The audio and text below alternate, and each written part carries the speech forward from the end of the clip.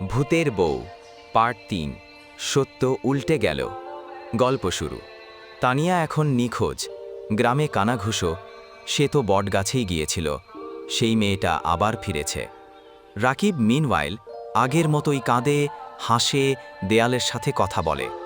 একদিন গভীর রাতে বটগাছের নিচে তানিয়া ফিরল, কিন্তু সে আগের মতো নেই। চোখে অদ্ভুত দৃষ্টি, কণ্ঠে চাপা গর্জন। ভবঘুরে না, আমি সত্য জানতে এসেছি। সে গাছে হাত রাখতেই সবকিছু ঘোরার মতো শুরু হলো। হঠাৎ দেখা গেল রাকিবের স্মৃতি। সে কাউকে খুন করছে। একটা মেয়ে কাঁদছে, তুমি প্রতিশ্রুতি ভেঙেছ, তুমি শুধু আমার গল্পের চরিত্র। তানিয়া চিৎকার করে বলে, মানে সে নিজেই গল্প লেখে, ভূত বানায়? একটা অন্ধকার কণ্ঠ বলে, হ্যাঁ, শুধু প্রেমিক না, সে একজন স্টোরি টেলার, যে তার বানানো গল্পে মানুষ আটকে রাখে।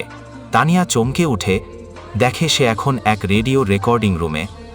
একটা ভয়েস বলে, তুমি এখন আমার গল্পের অংশ তানিয়া, তোমার গল্প আমি লিখে ফেলেছি। ভূতের বউ পার্ট ৪ বলার সময় হয়ে গেছে।